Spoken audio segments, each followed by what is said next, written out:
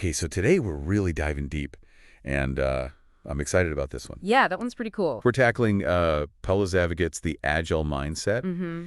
and I gotta say, even just prepping for this deep dive, I've already had some light bulb moments, like, oh, I could have totally used this approach when dealing with Oh, yeah. well, that whole fiasco with the, Right. never mind, we'll save that for another time. But seriously, Savaget's take on problem solving, it's like he's giving you permission to break all the rules. Yeah, he really encourages you to think outside the box. And it's not just for, tech people or entrepreneurs. Right, This exactly. is something anyone can use any day, in any situation, really. Which is what we're all about here, right? Practical stuff you can actually apply in your life. Absolutely. Okay, so before we get too deep into the weeds, can you give us the quick rundown? Like, what's the core idea of this agile mindset thing? All right, so in a nutshell, it's about being resourceful, adaptable, and kind of, thinking like a hacker. A hacker. Now, hold, are we talking about, like, the steal your credit card kind of hacker? No, no, no, not at all. It's more about that creative problem-solving mindset, finding clever solutions, even when it seems like there aren't any.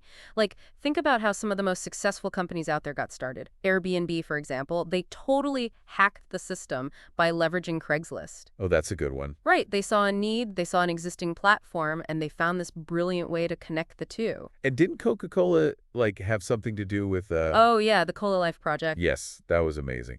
Using their distribution network to get medicine to remote areas in Africa, like that's using the agile mindset for good. Exactly. And Savage breaks it down into these 4 key strategies, which I think are just so cool. Okay, let's hear them. Hit me with strategy number 1. It's called borrowing the wind, which, I mean, how poetic is that? Yeah, it's got a nice ring to it. And it's all about leveraging what's already out there. Like, instead of building your own windmill from scratch, why not just harness the wind that's already blowing? Ah, I see where you're going with this.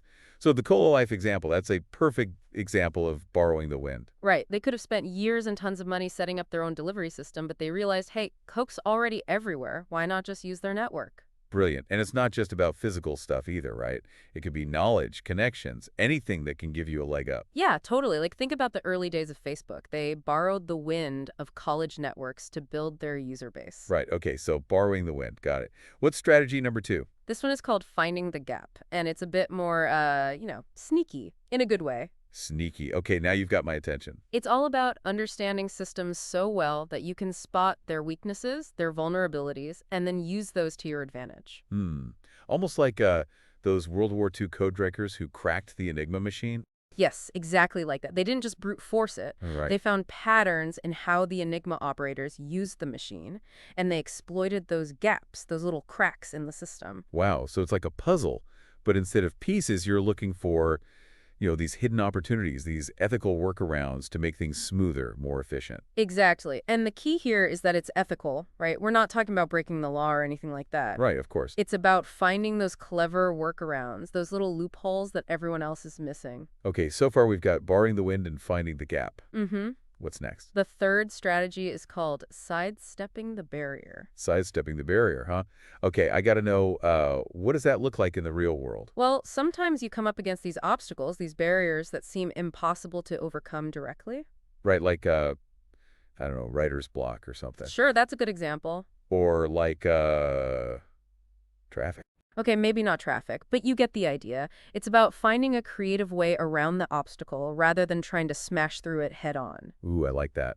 Savaget tells this amazing story about an Indian engineer who wanted to tackle caste discrimination. Whoa, that's a big one. How do you even begin to sidestep something like that? He knew he couldn't just tell people to change their deeply ingrained beliefs, right? Right. So he designed a shared housing system where families from different castes had to live together.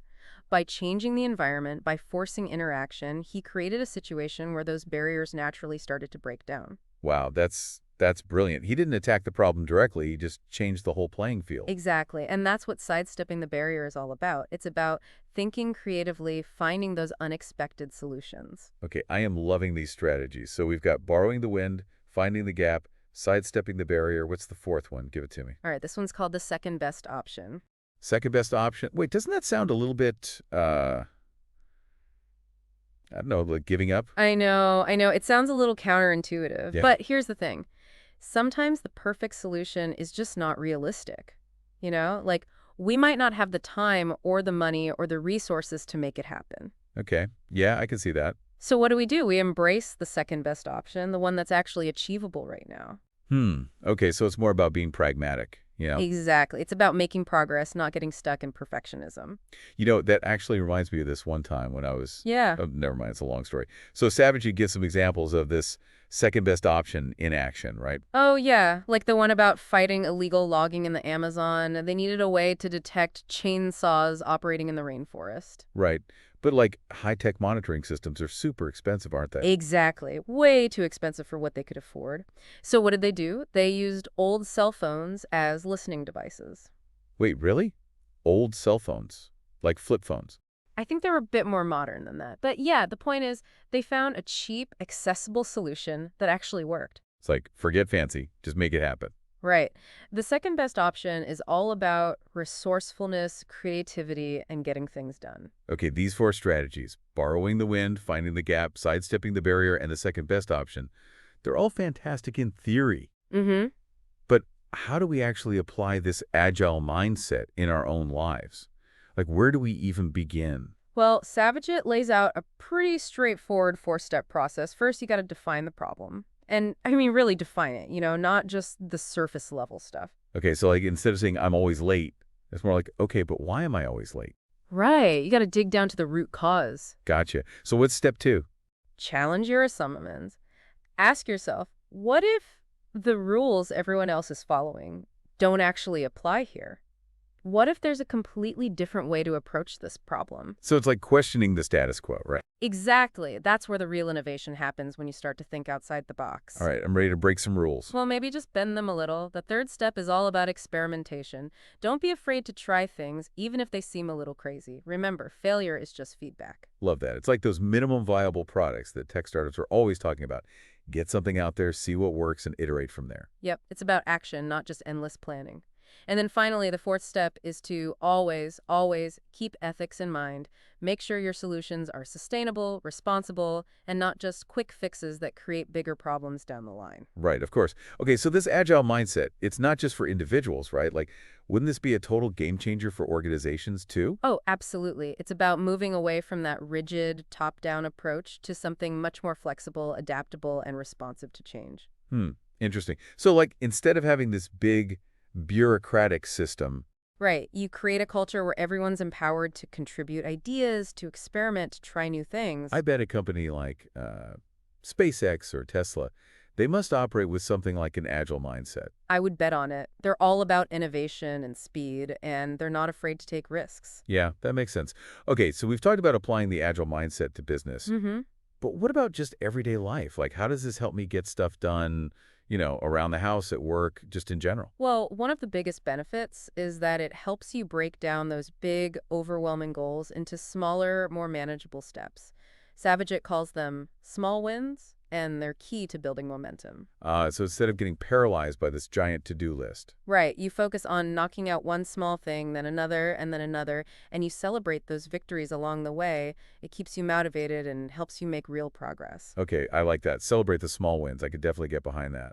And, the more you practice this agile mindset, the more it becomes second nature. You start seeing opportunities everywhere, those little leverage points where you can make a difference. So it's like a muscle you can build. The more you use it, the stronger it gets. Exactly. And before you know it, you're approaching all kinds of challenges in this new creative way. All right, so as we wrap up our deep dive into the agile mindset, I think the big takeaway here is that problem solving doesn't have to be this rigid, stressful process. Right. It can be fun, it can be creative, and it can be incredibly empowering. So to our listeners, I'm leaving you with this challenge. Think about one problem in your life, big or small, and ask yourself, how would the agile mindset approach this? What wind could you borrow? What gap could you exploit? What's your second best option? And most importantly, don't be afraid to experiment. That's right. Get out there, try new things, and see what happens. You might just surprise yourself. And that's our deep dive for today. Until next time, keep exploring, keep experimenting, and keep hacking those problems into solutions. See you next time.